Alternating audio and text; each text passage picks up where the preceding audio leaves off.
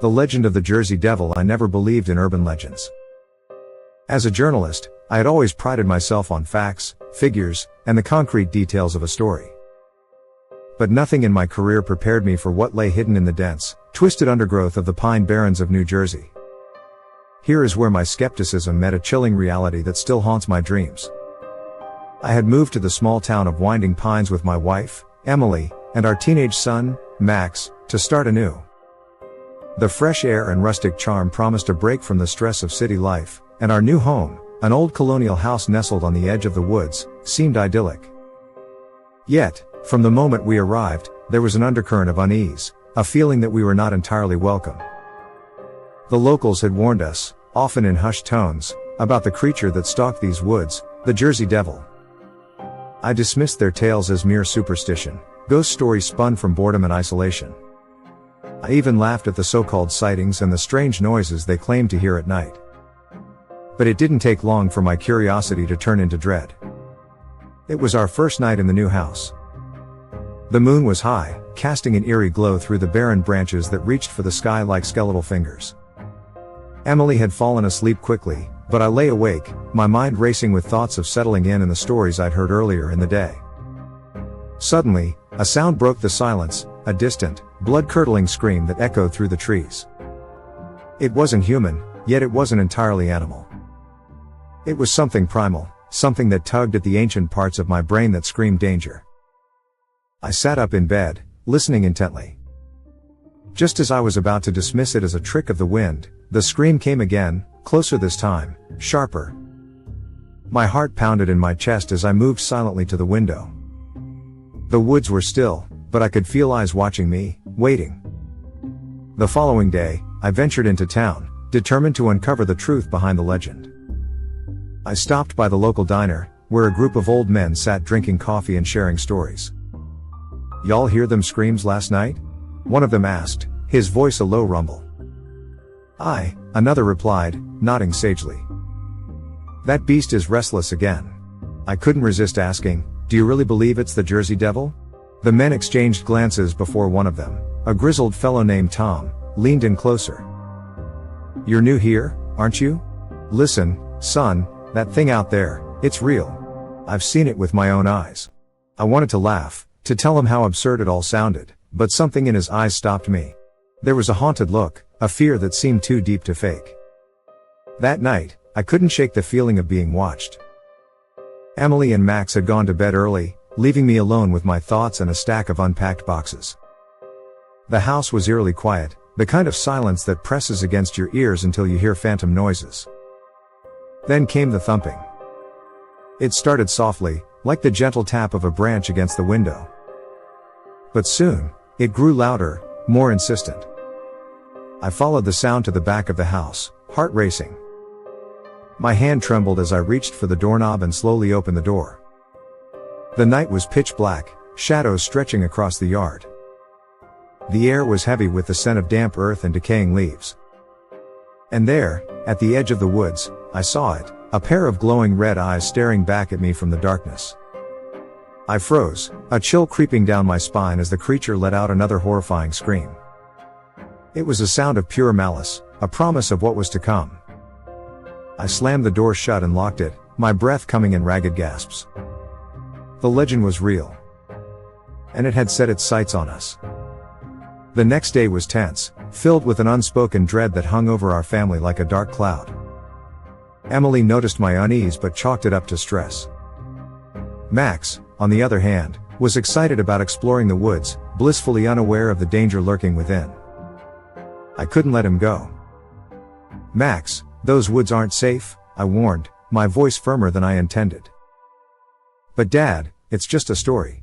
You said yourself it's not real," he protested. I wanted to reassure him, to tell him everything was fine. But the truth was, I didn't know what was out there. All I knew was that we were being hunted, and I had to protect my family. As the sun dipped below the horizon, painting the sky in hues of orange and purple, I felt the oppressive weight of the forest pressing in. The woods were alive, pulsing with a sinister energy that seemed to whisper, "You're not alone." The third night was worse.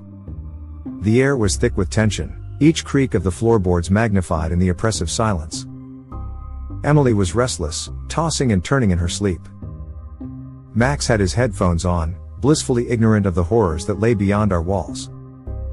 I sat in the living room, a cup of cold coffee clutched in my hands, waiting for something to happen. And it did. A loud crash shattered the stillness, followed by the sound of breaking glass. My heart leapt into my throat as I rushed to the source of the noise, the kitchen. The window was shattered, shards of glass glistening on the floor. The back door stood ajar, swaying gently in the night breeze. And there, etched into the wood with deep, jagged marks, was a symbol, a crude, twisted depiction of a winged creature. My blood ran cold as I realized this was a warning, a message from the thing that lurked in the shadows. The Jersey Devil was real, and it was coming for us. The disappearance of Max tore through our family like a jagged wound, festering with fear and guilt. Emily was inconsolable, her eyes hollow and red from crying, while I wrestled with the knowledge that I had led us into this nightmare. The Jersey Devil had taken our son, and it was up to me to bring him back. I had spent the night poring over Old Man Weaver's journal, searching for a way to sever the creature's connection to our world. But the rituals were arcane and dangerous, their instructions filled with cryptic symbols and warnings that sent chills down my spine. The morning after the attack, I stood in the kitchen, staring at the ruined window. Emily joined me, her face pale and drawn with worry. "What are we going to do?" she asked, her voice barely above a whisper. "We have to stay calm," I replied, though I barely believed my own words. "I'll go into town and see if anyone knows anything more about this." Emily nodded, but the fear in her eyes was clear. I knew she didn't believe we were safe, and neither did I. I headed into town, determined to dig deeper into the legend of the Jersey Devil. The library seemed like the logical place to start, a repository of local history and folklore that might hold clues to the creature's origin. The librarian, a kind woman named Martha, greeted me with a knowing look as I approached the counter. "You're looking for information on the devil, aren't you?" she asked, her voice tinged with a mixture of concern and caution. "Yes," I admitted. "Anything you have would be helpful." Martha led me to a section in the back of the library, filled with dusty tomes and yellowing newspapers. "The Jersey Devil's been around for centuries," she said. "But it's more than just a story to keep kids out of the woods." As I sifted through the pages, I discovered a chilling history that spanned generations. Tales of strange sightings, livestock mutilations, and the disappearance of those who ventured too far into the forest. The stories all pointed to a creature born of a cursed bloodline, a monster born to a mother who had made a pact with dark forces. The most disturbing account was from a century ago, detailing the case of a family much like mine who had been driven from their home by the beast. The article mentioned a mysterious figure, a local historian who had once claimed to know how to stop the devil. That night, I sat at the dining table, surrounded by the eerie silence of our home. Emily and Max were asleep upstairs, unaware of the danger lurking just beyond the walls. I couldn't shake the feeling that the creature was watching, waiting for the right moment to strike. Suddenly, the lights flickered, casting dancing shadows on the walls. I stood up, heart pounding, as the air grew heavy with the stench of sulfur and decay. The room felt alive, the temperature plummeting as if the very house was holding its breath. Then, from the corner of my eye, I saw movement, a dark figure slipping past the window, its eyes glowing with an unnatural light. I turned, expecting to see the Jersey Devil in all its terrible glory, but the window was empty, the woods beyond still and silent. The hairs on the back of my neck stood on end as I realized the creature was playing with us, testing our limits, probing for weaknesses. I spent the night wide awake, a shotgun resting across my lap, the only company my racing thoughts and the creaking floorboards that seemed to echo my growing paranoia. The next day, desperation drove me back to the library. Martha, sensing my determination, pulled me aside. "If you're serious about finding answers, you need to speak with Old Man Weaver," she said. "He lives in a cabin deep in the woods, knows more about the legend than anyone else." Armed with this lead, I set off into the forest, my heart a thunderous drumbeat in my chest. The path was narrow and overgrown, the trees closing in around me like a tunnel of twisted limbs and shadows. The deeper I ventured, the more oppressive the air became, each step a reminder of the eyes I felt on my back. But I pressed on, driven by the need to protect my family and uncover the truth. After what felt like hours, I reached the cabin, a dilapidated structure nestled in a clearing. It was eerily quiet, save for the occasional rustle of leaves and the distant call of an owl. I knocked on the door, the sound echoing through the clearing like a gunshot. The door creaked open, revealing a wizened old man with eyes that seemed to pierce straight through to my soul. "You're the new folks in town, aren't you?" he rasped, his voice gravelly from years of smoking. "Yes," I replied, trying to steady my nerves. "I need your help. The Jersey Devil. It's targeting my family." He gestured for me to enter, his expression grave. The cabin was cluttered with books, maps, and strange artifacts, the air heavy with the scent of herbs and incense. "You're not the first to face this creature," Weaver said, settling into a worn armchair. "And you won't be the last. But there is a way to stop it." Hope sparked within me as I leaned forward, eager for answers. "How?" I asked, desperation creeping into my voice. Weaver explained the origins of the Jersey Devil, a creature born of a curse, its existence tied to the land and the sins of those who had come before. "The key is the pact," he continued. "Break the connection, sever the ties, and you can send it back to the hell it crawled from." His words were cryptic, but I clung to them like a lifeline. He handed me an old journal, its pages filled with notes and sketches of rituals, symbols, and warnings. "Take this," Weaver said. "But be warned, once you start down this path, there's no turning back." Armed with the knowledge from Weaver's journal, I returned home, the weight of responsibility heavy on my shoulders. The house was dark, Emily and Max asleep upstairs, unaware of the battle that lay ahead. I sat at the kitchen table, poring over the journal's contents by the flickering light of a single candle. The rituals were complex, demanding a sacrifice of blood and fire to break the curse. As the clock ticked towards midnight, the air grew cold, the shadows deepening. I felt the presence of the Jersey Devil like a suffocating fog, closing in around me with each passing second. Then, a deafening crash reverberated through the house, followed by a spine-chilling screech that sent shivers down my spine. I grabbed the shotgun and raced upstairs, fear fueling my every move. In Max's room, the window had been shattered, the curtains billowing in the icy wind. My heart dropped as I realized my worst fear. Max was gone, taken by the creature that had been stalking us. I stumbled back, the world spinning around me as despair threatened to consume me. The journal lay open on the floor, its pages whispering promises of a way to save him, but the cost was high. The creature had upped the stakes, and I knew time was running out. As the night stretched on, I made a vow to do whatever it took to bring Max back, to end the nightmare that had taken root in our lives. But the darkness was only beginning to reveal its true horrors, and I could feel the creeping tendrils of a deeper mystery, a truth that would shake the very foundations of our reality. The weight of our failure hung heavy over us as we emerged from the forest, the chill of the Jersey Devil's presence still clinging to our bones. Though we had survived the encounter, the creature was far from defeated. Max was still missing, and our only hope lay in the whispers of the Pine Barrens, the truth hidden within its shadowy depths. The sky was a deep, foreboding gray as Emily and I stumbled back to the house, our minds a whirlwind of fear and determination. We had to find Max. We had to end this nightmare. Exhausted but driven by desperation, we spent the morning combing through what little remained of Weaver's notes. Without the journal, we had no clear path forward, no instruction to guide us. Yet, there was one piece of Weaver's cryptic wisdom that kept nagging at me: the key is the pact. The words echoed in my mind as we sat around the kitchen table, trying to piece together the puzzle. Emily, her face drawn with worry, glanced at me with a newfound resolve. "We need to find Weaver again," she said. "He knows more than he's telling us." Determined, we gathered our things and set off into the forest once more, following the winding path that led to Weaver's cabin. The forest felt different this time, the air heavy with a foreboding silence, as if it knew the stakes were higher than ever. We reached the cabin by midday, the sky threatening rain. Weaver met us at the door, his expression grim as he ushered us inside. "I was hoping you wouldn't return," he said, his voice heavy with regret.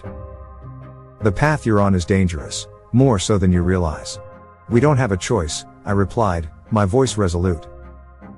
"Max is still out there, and the devil isn't gone." Weaver nodded, his gaze distant as he settled into his chair. "There's a reason the devil targeted your family," he began, his words carrying the weight of years of untold stories. "The curse isn't just tied to the land, it's tied to blood." His revelation sent a chill through me, the implications sinking in like lead. "What do you mean?" I asked, dreading the answer. "The creature was born from a pact made generations ago," Weaver explained, "a pact made by your ancestors. The bloodline continues, and with it, the curse." My mind reeled with the truth, the pieces clicking into place with a sickening clarity. Our family was bound to the legend, a legacy of darkness that had followed us here. "But how do we stop it?" Emily asked, desperation coloring her voice. Weaver handed me a worn, tattered book, its pages filled with faded ink and cryptic symbols. "There is one last ritual," he said. "A chance to end the curse, but it requires a sacrifice." The weight of his words settled over us like a shroud, and I knew what had to be done. To break the curse, to save Max, I had to confront the darkness within our bloodline. As night fell, we prepared for the final confrontation. The ritual Weaver had given us was unlike the others, a binding ceremony meant to sever the ties between our family and the creature. Emily and I gathered the necessary components, a vial of my blood, a lock of Max's hair we had found in his room, and the ashes from the journal's burned pages. Each element was a piece of the puzzle, a thread that bound us to the Jersey Devil. We set off into the forest once more, the path to the altar illuminated by the glow of the moon. The woods were alive with tension, the trees whispering secrets as we made our way to the clearing. The altar loomed before us, a dark sentinel in the night. I could feel the creature's presence lurking just beyond the edge of the clearing, its malevolent gaze fixed on us. With a steady hand, I placed the items on the altar and began the incantation, my voice carrying through the stillness. Emily joined me, her voice strong and unwavering. The air crackled with energy, the ritual taking hold as the symbols on the altar glowed with an eerie light. The ground shook beneath our feet, the forest coming alive with a fierce, howling wind. And then, from the shadows, the Jersey Devil emerged. It was more terrifying than ever, its eyes burning with an unholy fire as it circled the clearing. The creature let out a deafening roar, its wings beating against the night as it prepared to strike. But this time, we were ready. As the final words of the incantation left my lips, the symbols on the altar blazed to life, casting a blinding light across the clearing. The creature recoiled, its screams echoing in the darkness as the ritual took hold. The ground beneath the altar split open, a chasm of light and shadow that threatened to consume everything in its path. The creature thrashed and writhed, caught in the grip of the ritual's power. As the ritual reached its climax, a figure appeared from the shadows, Max, standing at the edge of the clearing, his eyes wide with fear and confusion. "Dad," he shouted, his voice barely audible over the chaos. "What's happening?" The sight of him sent a jolt of relief through me, but it was short-lived. The creature's screams reached a fever pitch, and in that moment, I realized the terrible truth.